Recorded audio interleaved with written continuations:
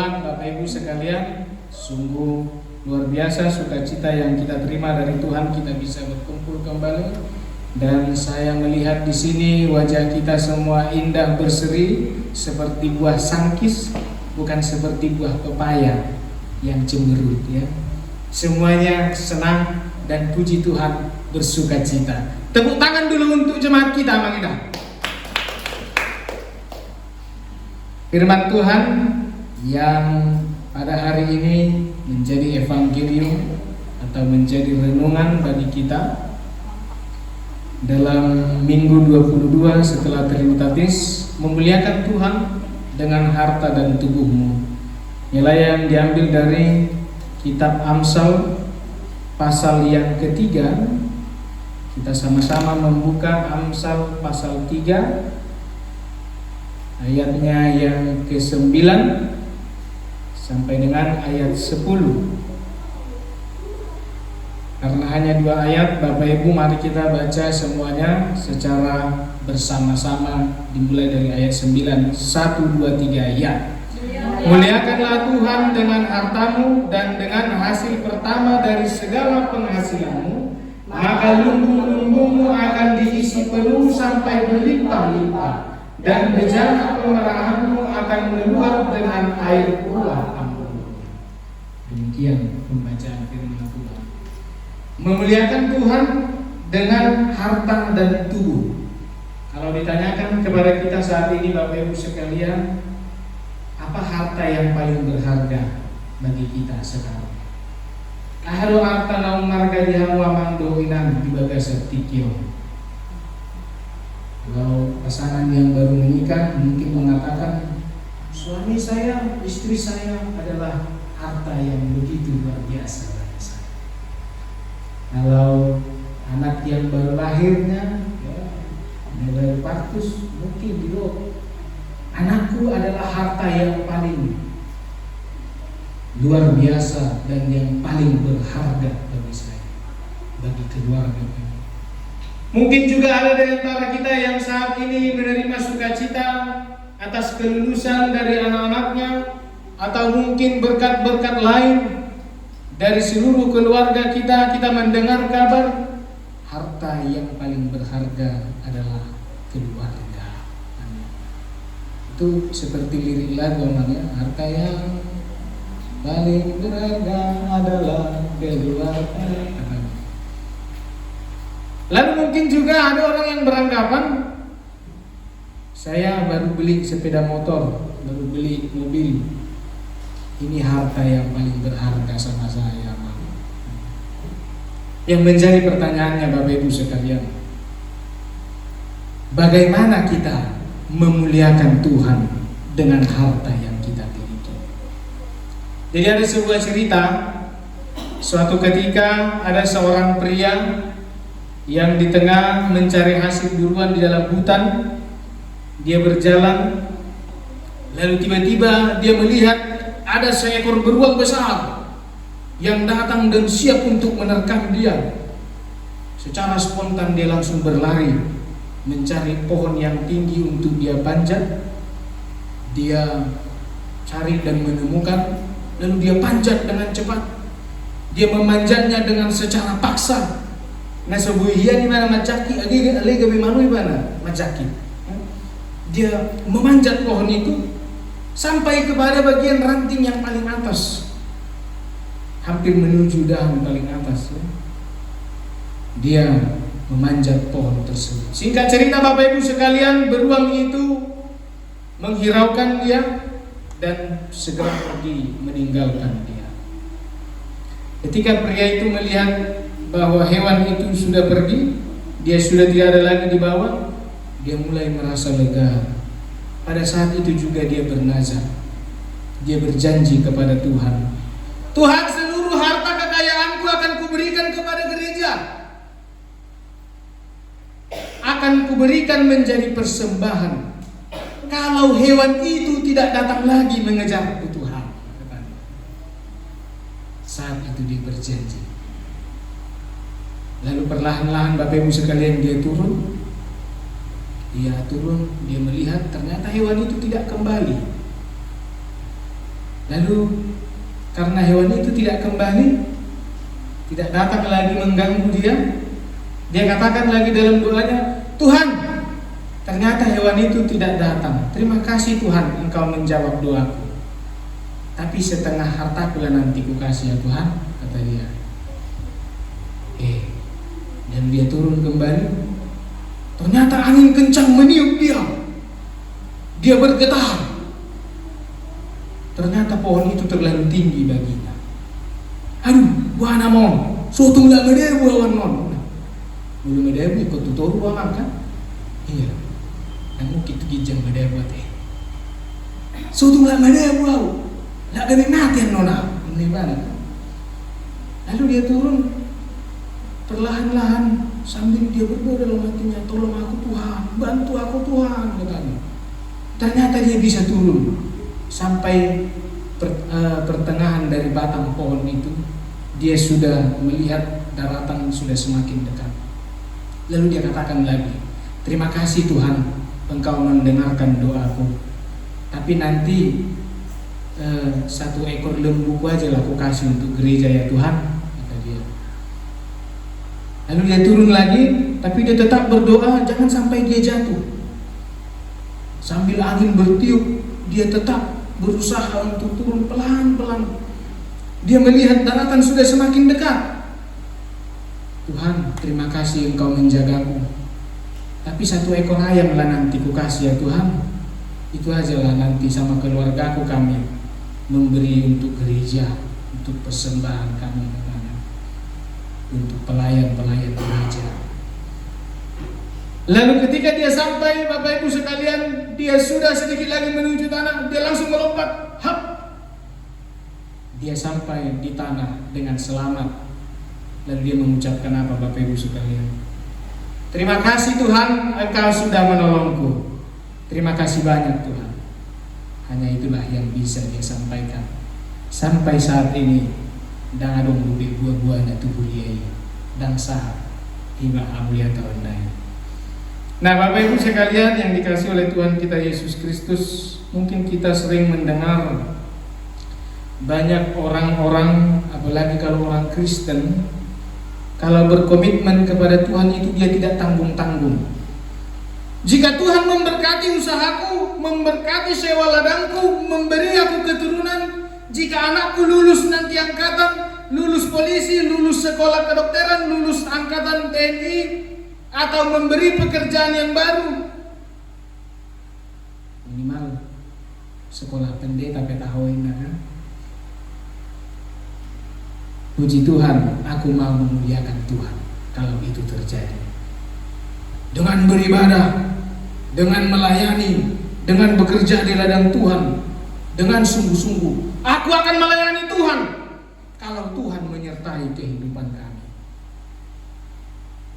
Tetapi jika ditantang untuk memuliakan Tuhan dengan harta dan kekayaan yang dia miliki, banyak orang berpikir 1000 kali lipat Bapak Ibu sekalian untuk melakukannya. Apalagi kalau diminta mempersembahkan hasil pertama dari segala penghasilan, gaji pertama, hasil kebun yang pertama, yang sulung, atau keuntungan pertama dari perusahaannya, dari usahanya. Mengapa hal ini menjadi sesuatu yang sangat sulit untuk dilakukan? Dan mengapa ini perlu disuarakan saat ini menjadi perenungan bagi kita Bapak Ibu sekalian? Karena persembahan dan komitmen dalam melayani Tuhan itu selalu melulu berbicara soal hati kita. Bagaimana sikap hati kita? Di mana sikap hati kita? Di mana motivasi seseorang dalam melayani Tuhan itu? Tidak ada yang bisa mengukurnya Bapak Ibu sekalian selain dari diri kita sendiri dan pribadi kita dengan Tuhan. Orang lain, bahkan orang terdekat sekalipun tidak bisa menerka bagaimana kita mengukur sikap hati seseorang dalam kaitan persembahan dan juga komitmennya kepada Tuhan. Ada banyak orang yang berkomitmen dengan doanya, dengan janji-janji tadi seperti yang dicerita tadi. Tuhan, kalau Engkau berikan ini, kalau Engkau berikan itu, yang aku harapkan, maka aku akan setia dan percaya kepadamu, dan seterusnya. Tetapi jarang orang berkomitmen, Bapak Ibu sekalian. Kalau aku mendapatkan ini, kalau aku mendapatkan itu, hasil pertamanya aku pasti akan persembahkan untuk Tuhan. Hanya orang-orang yang siap, hanya orang-orang yang kuat dengan sikap hati dan komitmen yang mampu menjalani hal tersebut. Sedangkan pria yang memanjat pohon tadi aja, dia berjanji, semakin dia turun, semakin menyusut janjinya. Dumsa ibani turun, gak biar mana-mana sama doina. Nah, aduh, saya lebih tiba-tiba ada janjinya ini. Sedangkan dia sendiri yang sudah berjanji kepada Tuhan masih bisa menipu Tuhan dengan janji-janji manisnya. Walaupun Tuhan sudah berjanji di ayat 10 tadi dikatakan bahwa Dia akan memberkati, lumbung-lumbungmu akan diisi penuh sampai melimpah-limpah. Tapi yang mau Tuhan tunjukkan di situ, Dia tetap setia, Bapak Ibu sekalian. Bagaimana Dia setia untuk memberkati kita? Bagaimana dengan kita? Sudahkah kita setia dengan janji kita? Sudahkah kita setia dengan komitmen kita? Jadi judul besarnya tadi adalah memuliakan Tuhan dengan harta dan benda, dengan harta atau tubuh, ya. Bukan membayar hutang janji, Bapak Ibu sekalian. Ini bukan teologi kemakmuran. Karena kitab Amsal ini bukanlah kitab janji. Bukan berarti apabila kita memberi, bukan berarti apabila kita menghormati Tuhan, maka Tuhan akan membalaskan dengan janji kelimpahan. Bukan itu yang dimaksud oleh nats ini. Tuhan sudah bekerja duluan. Tuhan sudah bekerja duluan, barulah kemudian kita memberikan kepada Tuhan. Maka Tuhan bekerja bukan karena kita memberi, Bapak Ibu sekalian, tapi karena Tuhan bekerja, maka kemudian kita memuliakan Dia. Kita menghormati Tuhan karena Dia terlebih dahulu melimpahkan segala yang terbaik darinya untuk kita. Maka lumbung-lumbungmu akan diisi penuh sampai melimpah-limpah, dan bejana pemerahanmu akan meluap dengan air buah anggurnya. Kalau melimpah-limpah sama seperti air kalau diisi dengan ember. Kalau dia melimpah-limpah, dia akan tumpah. Maka berkat Tuhan itu kalau melimpah, dia bukan semakin menimbun ke atas, bukan semakin memperkaya diri, bukan tentang banyak atau sedikitnya uang di ATM, tapi bagaimana kita berbagi, bagaimana melimpah-limpah kasih itu tumpah-tumpah kepada orang-orang yang ada di sekitar kita, terlebih untuk memberi kepada, yaitu gereja, dan juga memberi kepada Tuhan. Itulah yang diinginkan oleh ayat ini. Maka bukan tentang apa yang akan dia lakukan, tapi tentang apa yang telah dijadikannya. Apapun situasi ekonomi kita saat ini, Bapak Ibu sekalian, yakinlah bahwa Tuhan itu penyedia terhebat dalam kehidupan kita. Amin. Dia memiliki sumber daya yang tidak ada habisnya. Dia memiliki sumber daya yang tidak ada batasnya. Janji Tuhan itu bukan hanya berlaku kemudian setelah kita menghormati dan memuliakan Dia, tapi itu berlaku dari dulu, sekarang, dan sampai masa yang akan datang. Begitulah setianya Tuhan dengan kehidupan kita. Maka jika kehormatan itu milik Tuhan, kembalikan kepada Tuhan. Jika kemuliaan itu adalah milik Tuhan, kembalikan kepada Tuhan. Jika pujian itu adalah milik Tuhan, kembalikan kepada Tuhan. Jangan ada orang yang memuji diri, jangan ada orang yang memuliakan diri, dan jangan ada orang yang menghormati diri sendiri. Gila hormat katanya, ya. Kalau istilah gaulnya gila hormat. Lo jangan gila hormat, gila Tuhan aja deh. Kemuliaan itu harus dikembalikan kepada Tuhan. So honor the Lord with your substance, katanya, ya, and with first fruits of all of your produce. Muda nina tua-tua na julu amang do enak ditiki karejo huano 1/10 manang sedikit banyak dari gaji pertamamu, serahkanlah itu kepada gereja, serahkanlah itu kepada Tuhan. Naku boto sebenarnya dong lupa di peok kita muda nina tua-tua, semoga itu masih kita pakai dan tidak hilang sampai saat ini Bapak Ibu sekalian. Ini bukan soal bagaimana sedikit banyaknya. Ini bukan soal bagaimana kita memberi dengan yang ada pada kita, tapi kita dengan memuliakan Tuhan. Harta itu adalah titipan Tuhan Bapak Ibu sekalian. Titipan Tuhan bagi kita. Maka karena harta itu adalah titipan Tuhan, harta itu sejatinya digunakan untuk memuliakan Tuhan. Harta itu bukan untuk membuat kita besar kepala. Itu sangat berbahaya. Tetapi melalui harta itu, bahkan tahta itu, mari kita permuliakan Tuhan. Ingat, harta benda bukanlah tujuan, tetapi suatu alat yang dipakai untuk mempermuliakan Tuhan. Sayangnya Bapak Ibu sekalian, saat ini banyak orang yang menjadikan harta itu tujuan. Dia lupa kemuliaan Tuhan. Itu sebabnya dengan harta orang mencoba membeli kebenaran. Dengan harta orang mencoba menggadaikan kejujuran. Dengan harta orang rela melakukan apa saja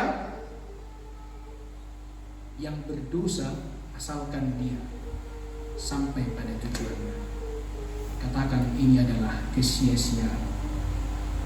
Mari kita mengingat Bapak Ibu sekalian, harta Tuhan yang Tuhan berikan bagi orang-orang percaya adalah harta yang kita miliki saat ini. Harta Tuhan berikan menjadi upah bagi orang percaya, tapi harta hanyalah alat yang dipakai oleh Tuhan bagi kita untuk mempermuliakan Tuhan.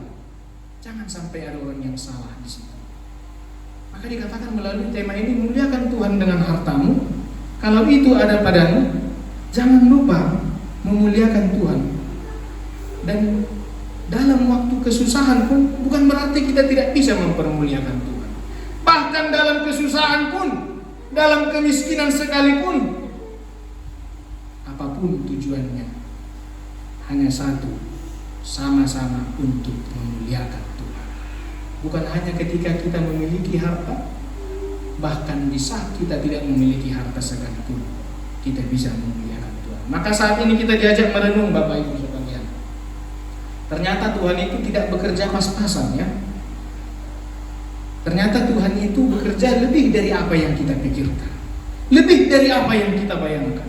Di lautan yang luas sekalipun manusia tidak pernah menanam atau beternak ikan di sana, tidak pernah menanam bibit di sana. Tapi puji Tuhan Bapak Ibu sekalian, nelayan kita tidak pernah bisa berhenti memanen ikan, memanen berkat-berkat Tuhan yang luar biasa di lautan sana. Oleh karena itu, jika saat ini ekonomi kita diberikan oleh Tuhan, mari kita jaga dengan baik. Jika berbagi kehidupan satu dengan yang lain, semestinya semuanya tersedia dengan begitu baik. Bapak Ibu sekalian, muliakanlah Tuhan dengan hartamu. Artinya di situ kita belajar bersyukur kepada Tuhan. Itulah kenapa gereja-gereja memakai istilah pesta gotilon ya, pesta panen. Sebenarnya maknanya di situ adalah bagaimana kita memuliakan Tuhan. Kalau dikatakan pesta panen berarti itu adalah hasil ya. Hasil dari panen kita, hasil yang utama, hasil yang sudah kita tunggu-tunggu, hasil yang sudah kita nanti-nantikan. Mari kita persembahkan kepada Tuhan.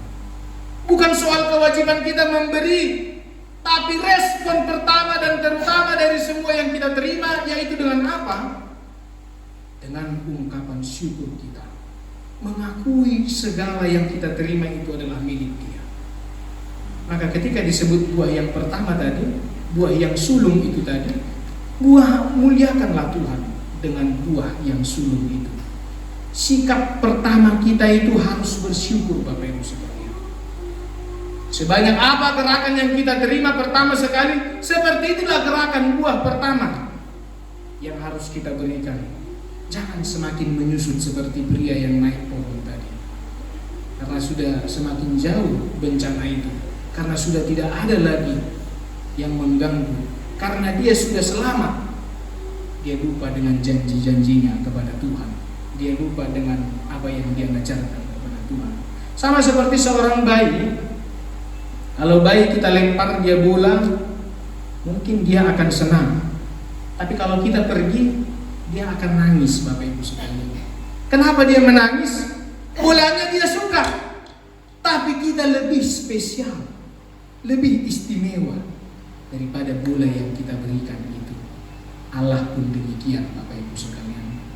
Allah itu lebih spesial, Allah itu lebih istimewa, melampaui dari segala apa yang ada pada kita saat ini, apa yang kita terima dalam kehidupan kita saat ini. Allah melampaui semua itu. Yang terakhir ada sebuah cerita ilustrasi, Bapak Ibu sekalian. Ini ceritanya di suatu desa. Desa ini didatangi oleh seorang pria berkebangsaan Cina. Dia datang dengan membawa sebuah sumpit ajaib. Mungkin kita sudah pernah dengar ya. Dia bawa sumpit ajaib. Apa kegunaan sumpit ajaib ini? Dia jelaskan kepada seluruh warga desa, apapun yang disentuh oleh sumpit ini maka akan berubah menjadi emas. Semua warga desa sangat heboh. Dia tunjukkan sebuah barang, dia ambil sebuah barang seperti kotak-kotak, lalu dia sentuhkan dengan mipnya, dengan dengan sumpitnya itu berubah menjadi emas. Lalu dia tawarkan kepada seluruh, yaitu warga desa tadi. Dia tawarkan kepada seluruh warga desa itu, Bapak Ibu sekalian, marilah bawalah kepada aku barang-barang yang paling berharga bagimu, atau barang-barang yang tidak terpakai, supaya aku rubah menjadi emas dan akan berharga bagimu. Semuanya berbaris. Ya, ada yang membawa meja, ada yang membawa rice cooker yang sudah rusak-rusak, ada yang membawa dispenser yang rusak-rusak. Tapi ada juga yang herannya, Bapak Ibu sekalian. Di aka ama bereng ma ana so terpakai di jabuna, dah dong terpakai do besudi. Jadi dikatakan oleh pria Cina itu, bawalah sesuatu yang sudah usang atau tidak menguntungkan, tidak terpakai lagi. Lalu dia melihat, ya, bereng ibadah inak tanah, ayon pangalahono sudah tinggal, pengen selingkuh ke regiona, tumaron buang mo, ika ibadah inak tanah mangdo inang, dia bawa, dia mau rubah jadi emas. Daripada buat sulit terus, daripada buat susah, buat malu, mending dirubah jadi emas, jadi berharga. Soalnya tongat kainata. Ya, para ibu-ibu, mereka melihat suaminya itu alan namar juji belum nak, olan natulako, nakya bulat dan jelas. Ya. Daripada olan saya manusia di jabun, tumakam mau nuwain gabe emas, lebih berharga bisa kami pakai. Diikat suaminya, dia bawa jadi emas kau katanya. Jadi dirubah menjadi emas, tetapi pria Cina itu heran. Dia melihat ada seorang pria berdiri di pojokan. Dia hanya melihat-lihat sampai urutan dari warga desa itu selesai. Lalu dia datang. Pria Cina itu mengatakan, "Hai anak muda, kenapa engkau tidak membawa sesuatu barang? Bawalah kepadaku, supaya aku rubah menjadi emas, supaya engkau bisa kaya raya, supaya engkau memiliki harta." Lalu anak muda itu mengatakan, "Saya tidak membawa barang, tapi saya mau sumpitmu itu." Dia katakan. Lalu terheranlah pria Cina itu, segede sumpit ton begini banyak. Kenapa engkau meminta ini? Karena sumber dari emas, sumber dari berkat yang kau bagikan itu adalah sumpit yang engkau pegang itu. Berikanlah itu kepada. Nah, Bapak Ibu yang dikasihi oleh Tuhan kita Yesus Kristus, ketika kita berdoa di tiki martangnya kita enak, donatakan hidup di bagasat tangnya. Apa yang sering sekali kita minta dalam doa kita? Mungkin kita meminta berkat, mungkin kita meminta kesehatan, tapi di satu sisi kita lupa, Bapak Ibu sekalian, kita tidak meminta Tuhan untuk tinggal di dalam kita. Kita tahu bahwa Tuhan itu adalah sumber dari berkat. Kita tahu Tuhan itu adalah sumber dari segala apa yang ada di muka bumi ini. Tapi kita lupa meminta Tuhan untuk tinggal berkuasa dalam diri kita. Maka memuliakan Tuhan dengan harta dan tubuhmu. Mintalah Tuhan untuk tinggal di dalam tubuhmu. Mintalah Tuhan untuk tinggal di dalam dirimu. Di zaman yang modern serba konsumtif ini, Bapak Ibu sekalian, orang sengaja dibuat merasa kekurangan selalu. Kalau kita melihat banyak iklan-iklan yang membuat kita supaya kita tidak merasa cukup dengan apa yang kita miliki sekarang. Semuanya serba kekurangan. Sehat saja tidak cukup katanya kalau masih GP atau GPO. GP artinya gede perut, gede paha, gede-gede yang lain. Jadi pakailah produk ini supaya engkau sehat, supaya engkau turun berat badan. Punya wajah cantik pun tidak cukup ternyata, Bapak Ibu sekalian, saat ini. Kalau belum kulitnya itu menjadi putih seperti bengkoang, pakailah produk ini. Seolah-olah ini mau menawarkan kepada kita bahwa orang yang berkulit putih sajalah yang diberkati Tuhan. Lalu apa yang dikatakan oleh orang yang berkulit hitam? Mereka baris di belakang. Begini tegakah Tuhan nasib kami, katanya. Bagaimana dengan nasib orang-orang yang kulit hitam? Ya? Tidak pernah dibuat di acara TV itu orang-orang hitam ya menjadi iklan kecantikan, menjadi iklan pemutihan. Karena memang selamanya seperti itu kulitnya. Konsolidasi pun tidak akan terjadi, Bapak Ibu sekalian, kalau pola pikir kita masih demikian. Dan ketika dia merasa selalu kurang, maka pada saat itu dia tergantung kepada uang dan harta.